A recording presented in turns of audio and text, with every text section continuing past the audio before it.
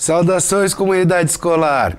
Eu sou o professor Alexandre e estarei com vocês aqui em mais uma aula do aprofundamento Ciência e Ação, unidade curricular Projeto Casa Sustentável, componente curricular Construção Sustentável para as segundas séries do ensino médio. E para quem não se lembra de mim, eu sou um brasileiro nato, descendente de japoneses, e hoje eu tenho estatura mediana, uso óculos de armação preta e hoje estou vestindo tênis branco, calça jeans, camiseta cinza com um elefante branco estampado no meio da camisa e antes de continuar, o meu sinal, se não me falha, me desculpa se eu errar alguma coisa, é a letra A com o olhinho puxado aqui, tá? Esse é o meu sinal de Libras, né? Eu também queria agradecer e já cumprimentar e dar boas-vindas ao pessoal de Libras que sempre me auxilia nas aulas. Muito obrigado, olá. E eu quero agradecer também a toda a equipe aqui que torna essa aula possível. Tudo bem? Então, agradeço a todos para estar levando esse conhecimento aí para vocês. Tá bom? Então, vamos lá para a aula. A gente está trabalhando aqui na atividade 4, hora dos números, e já estamos no 3, né? Só lembrando aqui que o eixo estruturante é o processos criativos, tá? Então, agora é hora de soltar a imaginação e começar a desenhar e fazer os cálculos do seu projeto que a gente iniciou lá, o pensamento lá na atividade 2, tá? E as habilidades que a gente vai estar trabalhando é MI, F, MAT 01, 06, 07, 08 e 11, tá? E todas essas habilidades foram descritas na semana 100, né? Então, se vocês quiserem dar uma voltadinha aí no tempo, lá na semana 100 do primeiro bimestre, tá lá, quando eu expliquei cada uma dessas habilidades, e também o seu professor pode encontrar essas habilidades no mapa, né, que é o material de apoio, tudo bem? E então vamos lá. O que nós vimos no nosso último encontro?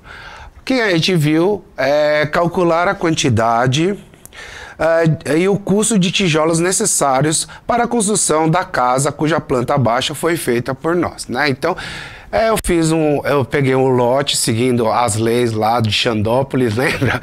Que eu peguei, inventei uma cidade e dentro dessa cidade a lei era que os lotes tinham 10 metros de frente por 15 de profundidade, então 150 metros quadrados, né?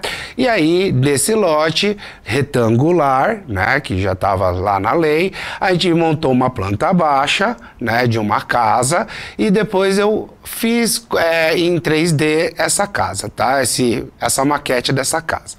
E aí, na última aula, a gente calculou o custo dos tijolos, né? Só de tijolos vocês viram que já saiu mais de 15 mil reais, tá? Então, não se esqueça de ir anotando aí os valores, tá? Do seu projeto aí no seu diário de bordo, porque aqui na última aula dessa atividade, nós estaremos fazendo uma planilha de custos para saber o custo total da nossa obra.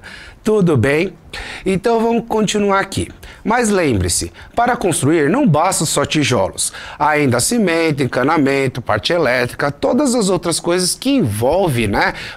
Portas, janelas, né? Todas essas coisas que também custam dinheiro, né? Então, ó, como não dá tempo para eu ficar falando, pesquisando com vocês, né? Então façam uma pesquisa vocês aí, já vão anotando aí no seu diário de bordo quantas janelas vai ter o seu projeto, né? E aí pesquisa o preço de janela, quantas portas, né?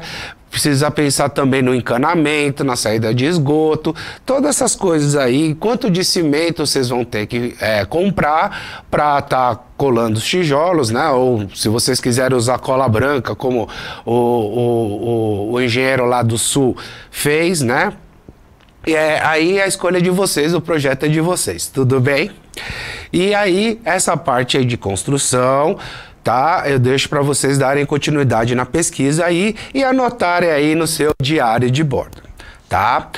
Então, o que a gente vai fazer hoje? Vamos verificar nessa aula o custo dos produtos que já foram citados nas atividades anteriores que caberiam da nossa construção, tá? E na aula de hoje eu vou estar vendo as placas fotovoltaicas, né? Se vocês forem ver, tá dando um grande boom nessa parte de energia solar, né? Essa energia solar está crescendo e está gerando muitos empregos. Então vamos lá. Primeiramente, precisamos saber quanto uma pessoa consome de energia elétrica por mês para poder comprar o equipamento mais adequado. Então olha só, quando você vai, uma pessoa consome de energia, equipamento mais adequado. Então, quando você vai fazer uma compra, né, principalmente para suprir as suas necessidades, você tem que, primeiramente, como a gente já viu na atividade 1 e 2, fazer uma investigação científica, saber quanto que vai ser gasto, né, quanto que eu consumo. Né? E aí, com base nisso, eu vou procurar uma coisa mais adequada para mim. Então, por exemplo, não faz sentido para mim, por exemplo, se eu for comprar um veículo de 7 lugares, se eu vou andar sozinho no veículo. Certo? Então lembre-se, né? A sustentabilidade também tem que ser econômico, né? Um dos pilares da sustentabilidade. Então não adianta eu comprar uma limusine para andar sozinho, tá ok? Então, né? A não ser que eu trabalhe com isso, obviamente, né? Então tá bom. Se você tem curiosidade de saber o quanto você consome de energia elétrica por mês, basta pegar uma conta de luz do seu domicílio, encontrar o consumo e dividir pelo número de pessoas que vivem na residência, incluindo você e os bebês. Então, para saber quanto uma pessoa ou simplesmente você consome, tá? Na conta de energia elétrica, pelo menos aqui no município de São Paulo, ele já vem colocando o total de energia, de quilowatts que a sua residência consumiu, tá? Em um mês, né? E aí, o que você vai fazer? Você vai pegar o total de energia que foi consumida na residência e vai dividir pelo número de pessoas que residem nessa residência. E isso inclui tanto você quanto seus irmãos menores, inclusive bebês, tá? Porque você fala assim, mas bebê não liga o interruptor. Mas tudo bem. O que acontece? Se você parar para pensar, bebê também consome energia elétrica, né? Tem que deixar uma luzinha acesa para ele na hora de dormir, né? Tem todo... não sei se vocês passam vídeos para eles, ou coloca ele na frente da TV, que também consome energia. Então, os bebês também entram nessa conta, né? Até mesmo para escutar uma música, né? Então, por mais que não aparente que um bebê consome energia elétrica, ele consome, tá ok? E você também consome, né? Então, você vai pegar todo mundo que mora na residência e dividir pelo total que veio da conta de energia elétrica lá, o total de energia que foi consumida. Então, vamos lá. Uma vez calculado o consumo elétrico per capita, ou seja, por pessoa, vamos para a construção. É uma casa de 2 dormitórios, ou seja, estima-se que confortavelmente poderiam se viver 3 pessoas e com um pouco mais de aperto 4 pessoas. Lembra da planta? Na planta vocês viram, era uma planta com 2 dormitórios, um banheiro, uma cozinha, né? Todas essas coisas. E se for viver 3 pessoas, ele vai viver confortavelmente, né? E se for 4, né? O quarto vai ficar um pouquinho mais apertado, mas também consegue viver bem, né? Então, como a maioria dos casos aqui, pelo menos se fosse no meu caso, eu viveria com mais pessoas, né? Então, ó, considerando-se que 4 pessoas irão morar nesta casa, né? Quanto que é a estimativa, né? Quanto que eu prevejo que vai ser consumido de energia elétrica, né? Então, olha só, eu vou pegar a energia elétrica que uma pessoa per capita, né, consome e vou multiplicar esse valor por 4. Tudo bem? E aí, com isso, eu consigo estimar desculpa, eu consigo estimar a quantidade de energia que será consumida naquela residência. Tudo bem? E com posse desse dado, né, de quanto que a família não, né, quanto que as pessoas, né, vão consumir nessa casa, a gente pode estar sendo mais certeiro na escolha do equipamento e não gastar nem a mais e nem ficar faltando energia na casa, né? Lembrando a todos, né, que assim, geralmente onde se mora numa residência se mora uma família, né? Mas também pode ser um grupo de amigos, um grupo de universitários. Então, morando 4 pessoas nessa residência, não tem problema nenhum. Assim, a residência, quem mora lá, que se entenda, né? Então, assim, vamos continuar aqui. Em posse desses dados, ficam mais seguros e confiantes para a escolha do equipamento, correndo menos risco de ser enganado, né? Porque tem muita gente que fala, olha, leva esse daqui, é melhor, só que ele é bem mais caro do que você realmente necessita, né? Então, eu vou pegar, por exemplo, a minha conta de energia elétrica. A minha conta de energia elétrica indicou um consumo de 330 kWh. Olha só, K minúsculo, W maiúsculo e H minúsculo, tá? E aí, vocês podem estar associando com quilômetro, com quilograma, né?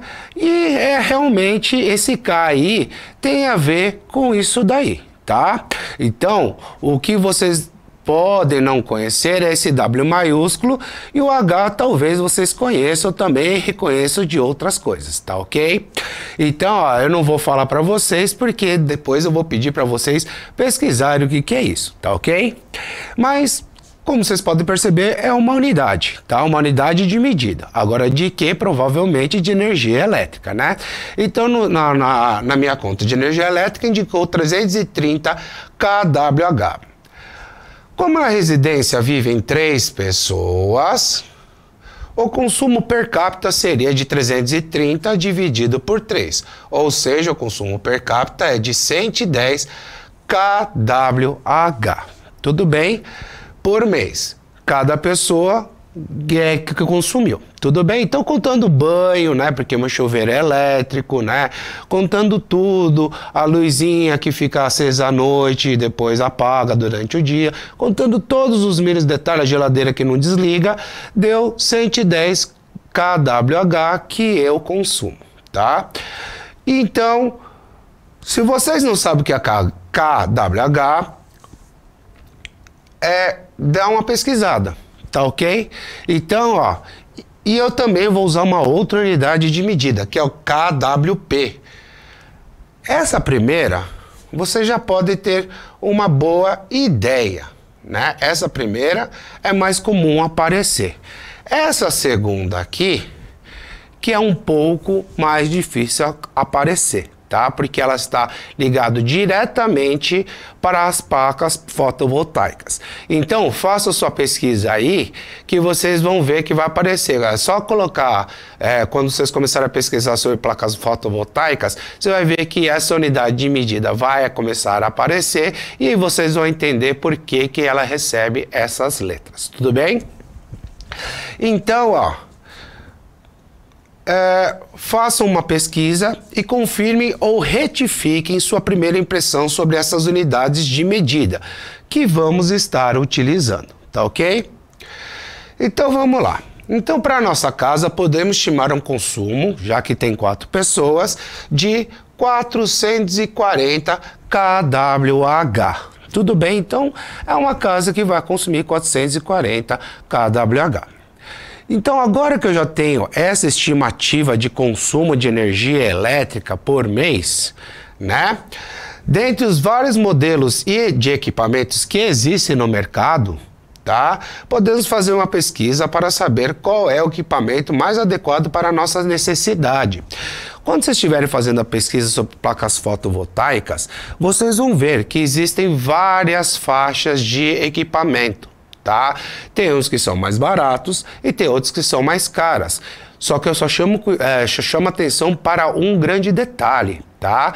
As placas fotovoltaicas, tá? Os equipamentos, tá dividido em instalação doméstica instalação comercial e instalação industrial, tá? Vocês vão ver que são faixas de preço muito diferentes, tá? Por mais que a doméstica, a residencial seja mais barata, tá?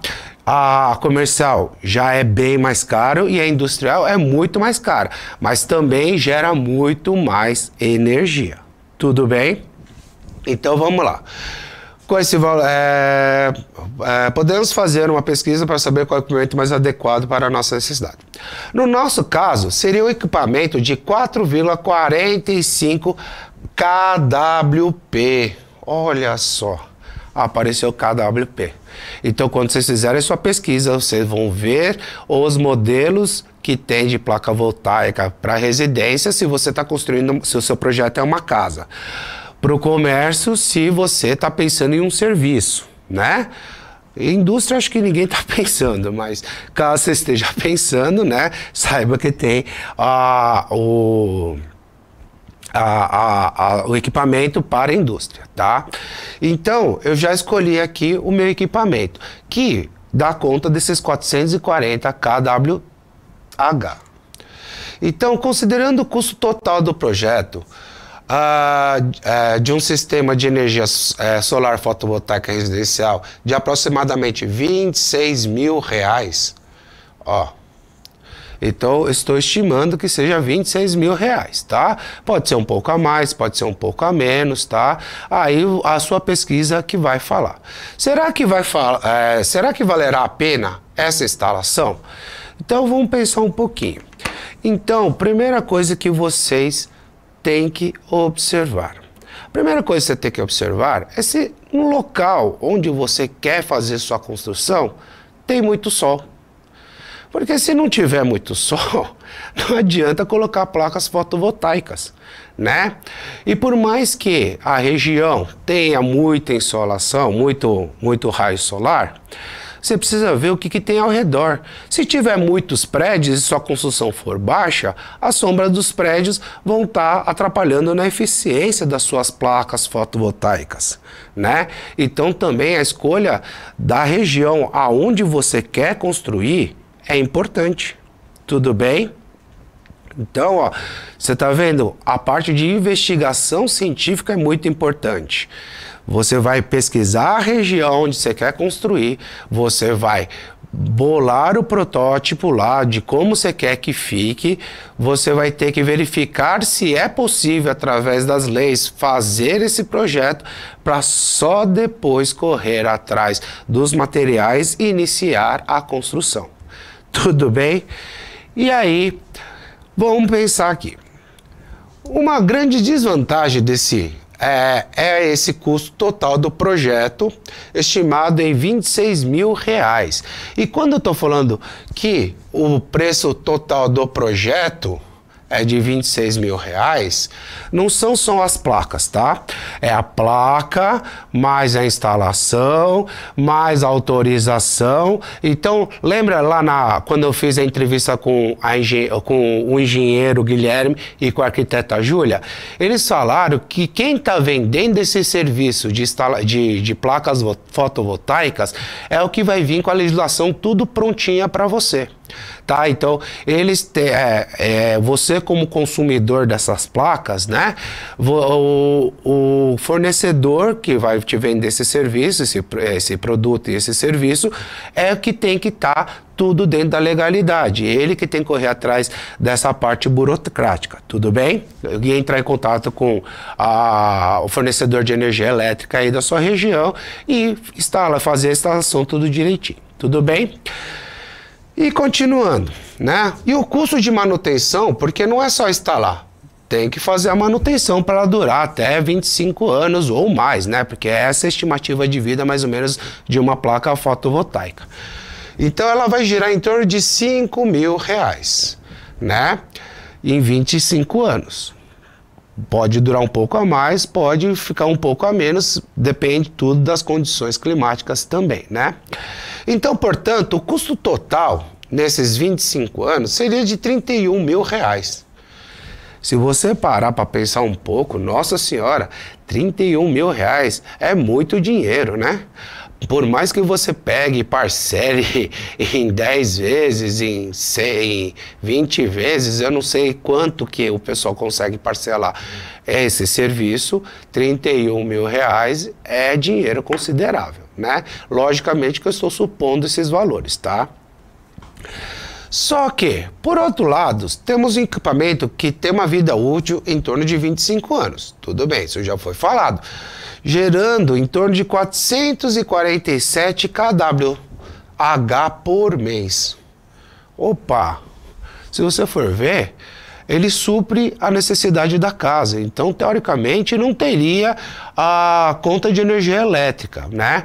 Mas, todo mundo já deve estar sabendo, e se não sabe, vai saber agora, tem uma taxa mínima de pagamento de conta de luz. Então, não vou esquecer a conta de luz, eu vou pagar só o mínimo, né?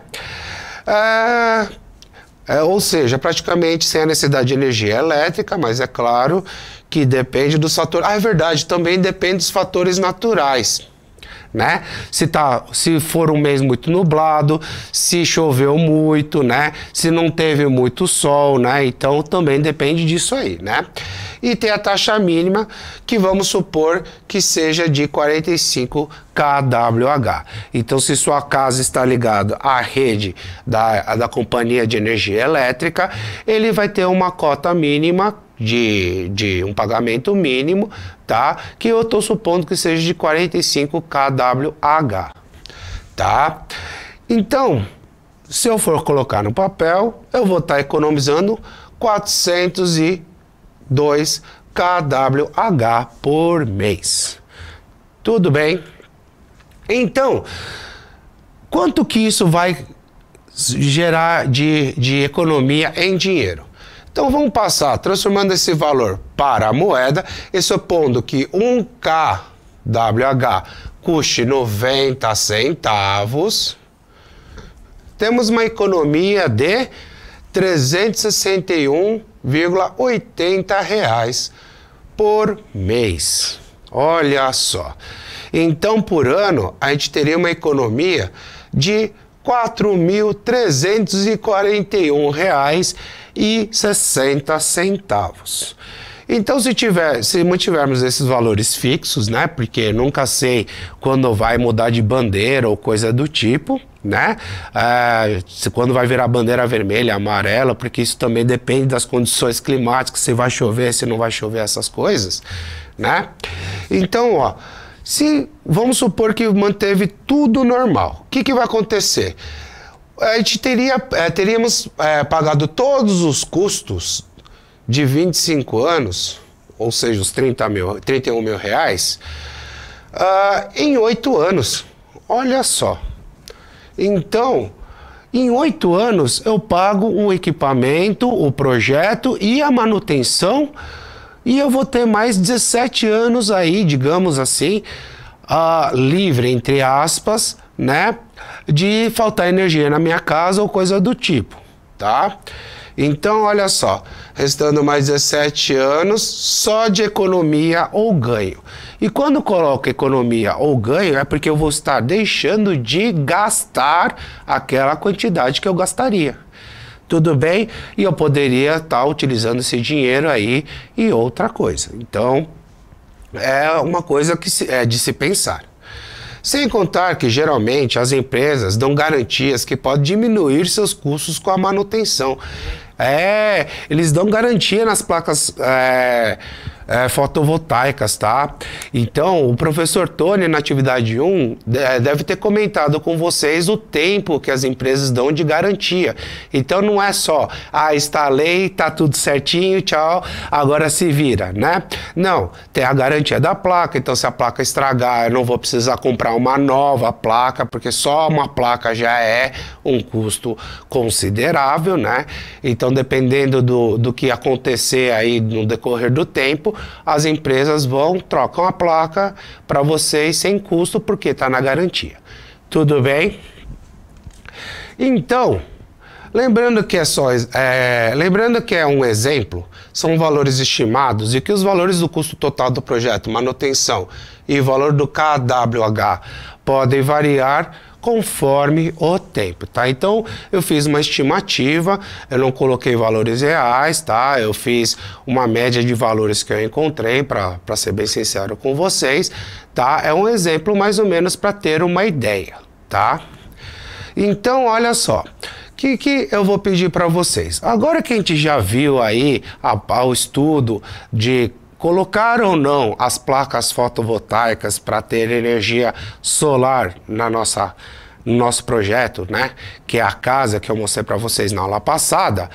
Então, o que eu gostaria que vocês pensassem, né? Então, ó, eu já pedi para vocês escreverem no diário de bordo de vocês os valores dos custos que vocês já vão estar pesquisando também, além dos tijolos, dos outros materiais que vão na casa, né? Tem o piso, tem todas essas coisas, né? Torneiras, né? Tem muita coisa que vai numa construção, tá? Eu tô pedindo para vocês completarem aquela primeira pesquisa sobre materiais de construção e a gente está tendo uma ideia aqui sobre o custo do projeto das placas fotovoltaicas, tudo bem? Então, a gente está refletindo se vale a pena colocar na nossa construção. Então, a gente refletiu, a gente viu o ponto desfavorável, que é o custo, e vimos a parte favorável, que é o que a gente pode ganhar com isso, né? Então, só que lembrando, né? Eu não preciso, é mais fácil colocar tudo quando estiver construindo, mas eu posso colocar depois. Então, será que no primeiro instante não vale a pena? Vale a pena eu usar a casa 5 anos e depois colocar? Juntar um dinheirinho e colocar, né? Então isso tudo aí é para vocês refletirem, né? Só que no projeto, se você já projetar pensando em colocar as placas fotovoltaicas, é mais fácil depois você conseguir colocar essas placas na sua construção do que você construir sem pensar em colocar e depois ter que colocar e refazer o seu projeto, tá? Então, é uma coisa que vocês precisam estar pensando, tá? E para o próximo estudo, para o próximo encontro. No nosso próximo encontro, vamos verificar se vale a pena colocar na nossa construção cisternas para captação da água da chuva, tá bom? Então, isso daí, o que acontece? A gente vai também eu vou estar colocando aqui para vocês alguns pontos para vocês estarem refletindo, analisando para ver se vale a pena. E obviamente, né, a gente vai estar vendo mais ou menos estimando o custo desse projeto de colocar uma cisterna na residência e ver as vantagens e desvantagens. Lembra que eu estou falando isso desde a atividade 2, né? Que não as coisas, tudo tem seus dois lados. Então vocês têm que pegar, analisar, pensar, vale a pena? Então vamos lá. Não vale a pena, então eu vou deixar para lá. Tudo bem? Então, não deixe de avaliar a nossa aula, por favor, pelo QR Code que vai aparecer aí na tela, aqui, tá? Não deixe também de fazer suas anotações no seu diário de bordo. E se você encontrou uma coisa interessante, nova, que você achou bem legal compartilhar com a sua turma, não esqueça que na sua classe tem o painel. Vai completando o painel também. O painel é para todo mundo que está na sua turma, porque todo mundo está fazendo também o seu projeto. Tudo bem? Então, eu conto com vocês e até a próxima. Tchau, tchau.